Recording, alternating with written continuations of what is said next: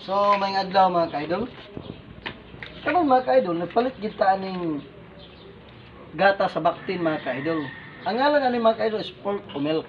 Nganong nagpalit man ta aning pork o milk mga ka-idol? Gumikan tungod kay dula tay baktin mga ka-idol nga dili gid siya makatutoy mga ka-idol. Mao na hinungdan ato siyang alalayan aning gatas mga ka-idol. Kay kung magsalig lang ta sa tutoy mga ka-idol, dili gid magsilbi mga ka-idol. Dunay posibilidad nga mamatay pa siya mga ka-idol kay luya siya mga ka-idol.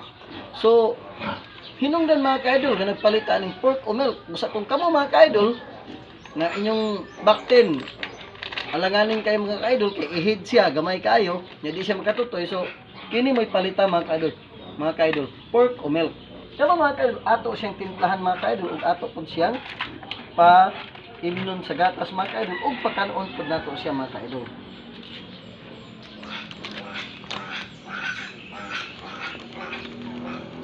Muduol na siya mga ka-idol, muduol na siya mga ka-idol. Naanad na siya mga ka-idol. Naanad na siya. So, mo ni siya mga ka-idol. So, gamay lang mga ka-idol kay aron nga mahulog din niya mga ka-idol. So, gamita na itong tubig na mineral mga ka-idol.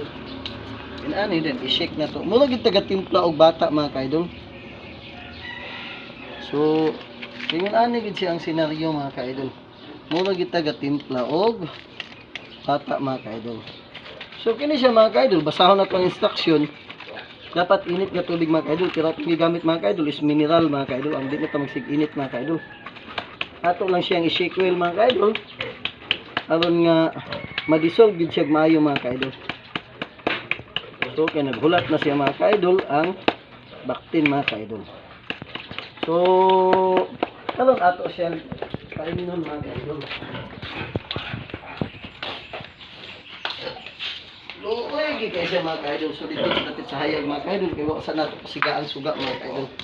So luoy kay siya mga ka-idol, mo ni hinungdan nga ato siya paimnon mga ka-idol.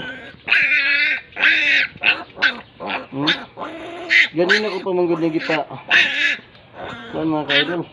Guys. Oh.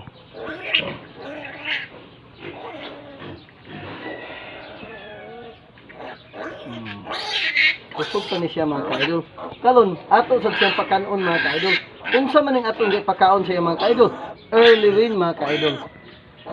Alalayan ginato siya mga ka-idol kay aron nga masiguro ginato siya nga mabuhi siya mga ka-idol. Kay kung pasayban lang mga ka-idol, di gid siya mabuhi mga ka-idol.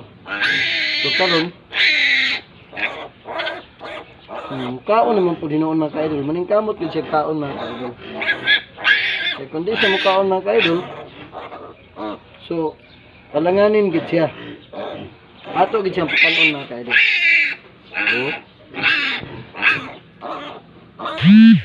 Oo gid kay siya mga ka-idol. O pasagdaan lang mga ka-idol kay mamatay gid siya mga ka-idol. So kada to ang style sa pagpa-didi sa iya mga ka-idol o pagpakaon sa mga ka-idol, every time nga manutoy ang mga baktin mga ka-idol, iya mga igsuon, kini po siya mga ka-idol, mugawas po siya, kaya hindi naman siya mututoy mga ka-idol, kaya naanad naman siya aning artificial mga ka-idol.